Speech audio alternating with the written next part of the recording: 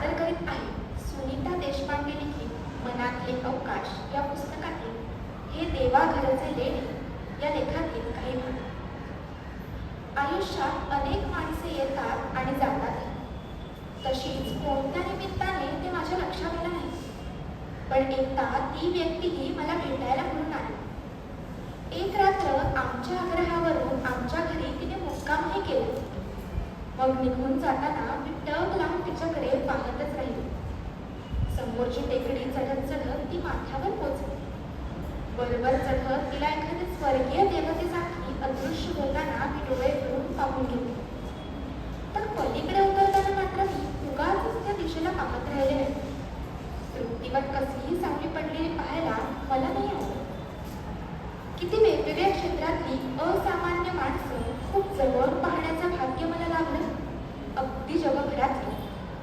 या सुखासारखंच दुःखही अनेकदा सणसणीत तणके देऊन गेले. किती वेळ निभावताना अगदी अळूमाळू होऊन मृत्यूच्या दिशेला वळू पाहणारी मी कशी कोण जाणे, पण आत्मविश्वासाने निर्धाराने पुन्हा सावरून मार्गस्थ झाले. ह्याला कारण एकच असावं, आपण एकटे आहोत आणि म्हणूनच कणखराई असायला हवं याचं विस्मरण होऊन कधीही चालणार नाही. ही शपथ घेऊनच मी जन्माला आले. यशासारखंच अपयशही सहज पेलणारे खांदे जन्मतःच मला लाभले असल्याची धगधगीत जाणीव त्या क्षणी तोल सांभाळत राहिली असावी. उत्क्रांतीच्या दिशा आणि मार्ग हे पूर्वनियोजित असू शकतील का? हे सर्व आखीव आणि नियोजित आहे की ही सारी अपघातांची मालिका आहे? जीवोजीवस्य जीवन ही स्वर्गीय दानधर्माची कला तर नव्हे.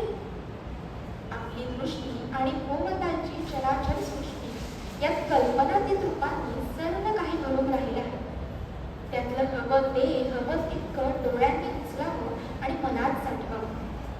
कल्पनेच्या राज्यात अनंत काळ खेळायला मूळ मुद्राचा हवा तेवढा विस्तार बिनदिक्कत करता येतो. प्रश्न फक्त आपल्या इच्छाशक्तीचाच तेवढा आहे. खादार दिसे माझी भूक म्हणत मनापासून सुरुवात केली तर आपल्या मनाला कुंपण घालायला कुणाचे हात जाणार? असं जीवन नाचतगार जगता येतं. त्यात आकाशातल्या तारकांपासून मधल्या हवेत तरंगणाऱ्या ढगांपर्यंत, रानावनातल्या पशुपक्ष्यांपासून अफाट पसरलेल्या समुद्राच्या लाटांपर्यंत, हवेच्या पोटातल्या पाण्यापासून पायाभूत मातीपर्यंत, थोडक्यात मनाच्या राज्यातल्या निश्चयावत अस्तित्वापर्यंत सारं काही सामील व्हायला उत्सुक असतं. मायेने साथ घालण्याचा तेवढा अवकाश प्रतिसाद आलाच समजावा. तरबेज खलाशाला समुद्राच्या लाटा आणि पाण्यावरचा वारा यांचं सहकार्य सहज लागतं. आपापल्या भूवतीप्रमाणे आणि इच्छेनुसार जो तो भूवताचं निसर्ग निर्मित जमवतच असतो. धैर्य, शौर्य, अंशांसारखे गुण इतके आकर्षक असतात की प्रत्यक्ष आकाश त्यांच्या माथ्यावर छत्र धरतो आणि सूर्य पणती होऊन सोबत करतो. पृथ्वी आणि विचारशक्ती याही अशाच माणसाला लागलेल्या थोर देणग्या. तिचा आपण प्रकाशाशी संबंध जोडतो आणि तिचा अभाव म्हणजे अंधार. तसाच आठवणींचा भूतकाळाशी आणि आशेचा भविष्याशी. माणसाची सतत विवेक बुद्धी, अमर्याद कल्पनाशक्ती आणि मुख्य म्हणजे सत्य या असाधारण गोष्टीला चिकटून राहिल्याने लाभणारी मनशक्ती या टिपाईवर ठाम उभ्या असणारे व्यक्ती उंच किंवा भव्य दुसरं काहीही नाही. अशा माणसांच्या खांद्यावरूनच संस्कृतीच्या पालखीचा प्रवास चालू असतो. एखाद्याने एखादा शोध लावला तर त्याचा अर्थ त्या वस्तुस्थितीचं प्रथम दर्शन त्याला घडलं इतकाच. पण त्या गोष्टीला जग मान्यता लाभेपर्यंत त्या शोधाचं म्हणजे नव्या उपसलेल्या वस्तुस्थितीचं जनकत्व त्याच्या पत्नी पडत नाही. मग ती निर्मिती वैज्ञानिक असो, साहित्यिक असो, वैचारिक असो, अगर दुसऱ्या कोणत्याही स्वरूपातली असो. माझ्या मनाने मारलेल्या हाकेला ओ म्हणून प्रतिसाद देण्याची जबाबदारी फक्त माझीच आहे.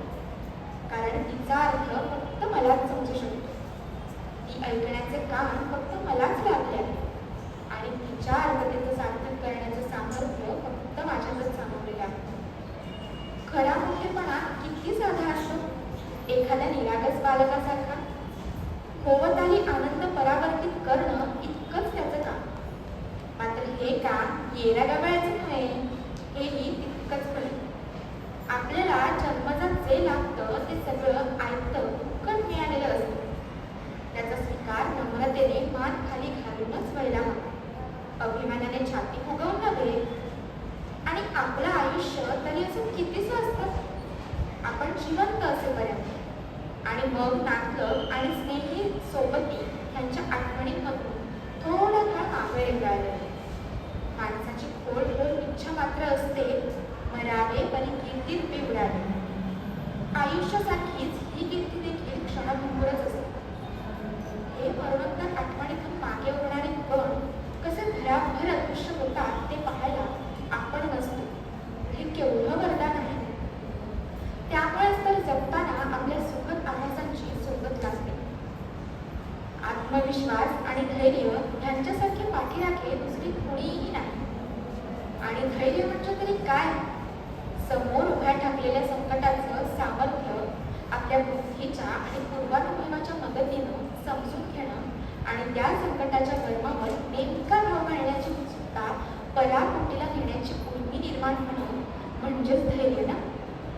हेच मनोबल त्याच्या जोरावर खरं तर पंगुलंघ येते गिरी ही अवस्था प्रत्ययाला येते. मग त्याचं श्रेय कशाला द्यायचं हा ज्याचा त्याचा प्रश्न आहे. धैर्य म्हणजेच आत्मविश्वासातून जन्माला येणारी निर्भयता, खरं मनोबल, जाणत्या माणसाची शहाणी मनःशक्ती. धैर्याचा परिस्थितीशी फार संबंध असतो. स्वतःच्या घरात बायका पोरांवर सदैव डाकरणारा माणूस ऑफिसात साहेबापुढं यस सर करत नम्रतेची पराकाष्ठा गाठीत उभा राहण्यात धन्यता मानता नसू शकतो. पण अशा वागण्याचा धैर्याशी संबंध जोडणं चुकीचं ठरेल. कारण इथं तर आत्मविश्वासाचा अभाव आहे, नुसता भास आहे. याउलट रस्त्यातून गाणंगा भीक मागत जाणारी एखादी भिकाऱ्याची पोर चुकीच्या उच्चारातलं आणि तेही निरर्थक अभंग वजा देवादिकाचं गाणं अशा काही तन्मय सुरात बोलत असते की तिच्या झोळीत जास्तीत जास्त काय टाकता येईल हा अधीर विचार आपल्याला अस्वस्थ करू लागतो. स्वर्गीय सुरांची देणगी घेऊन आलेल्या त्या पोरीची दृष्ट काढावी असे वाटते. त्या नकळत उमटणाऱ्या सुरांमागच्या आत्मविश्वासामुळे आपण नतमस्तकच होतो.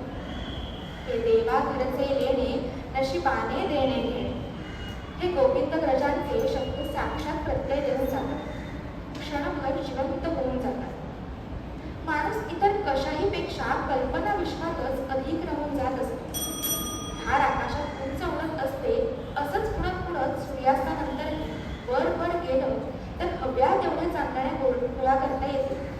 हे खरं, पण आपली वाट पाहत बसलेल्या पिलांची ओढ आणि जबाबदारी तिच्या देखील त्या नक्षत्रांपेक्षा इतकी प्रभावी असते की नकळतच घरट्याच्या दिशेला ती झेपावते. माणसांना लागणारं कल्पना सामर्थ्य इतर प्राण्यात नसावं म्हणूनच ते मनुष्य प्राण्याच्या तुलनेत अधिक विश्वासार्ह असतं असंच म्हणायला हवं. दुधात साखर पडली तर ते गोड होतं, पण मीठ पडलं तर तेच दूध नासतं. माणसा माणसातले संबंधही कधी दाट मिळते तर कधी गैरभावनेत रूपांतरित होतात. याही रासायनिक प्रक्रियाच असाव्या. दृष्टिक्षेपापासून सुरू झालेली स्त्री पुरुष मैत्री पुन्हा आणि पुढं नवनिर्मितीपर्यंत सहज जाऊन पोहोचते. वाटेत भावभावनांचे नानाविध खेळ होतो. जीवाशिवाची अभंग जडली जोड असेल तरी किंवा भीती मग कोणाची अंतरी अशी अवस्था येते आणि आयुष्यभरासाठी कायम खात्याची गाठ पडून जाते.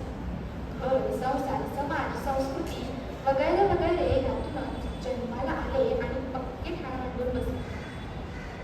निसर्ग म्हणजे भोवतालचा रिकाम टेकड्या परिसर नव्हे, सतत कार्यरत असलेला विजेच्या वेगाने धावणारा जगाच्या अदृश्य रथाचा घोडा. आणि प्रेम ही निसर्गातली कल्पनातीत अशी अदृश्य शक्ती. स्वप्नरहित गाढ झोप म्हणजे श्वासोच्छ्वास करणारा मृतदेह आणि स्वप्नरंजित जागृत प्रकृती म्हणजे थट्टा जिवंत माणूस. या स्वप्नाचं निवास स्थान कोणतं? लहान मूल अनेकदा झोपेत बसतं किंवा तुमटी काढतं तेव्हा त्यालाही स्वप्न पडत असणारच.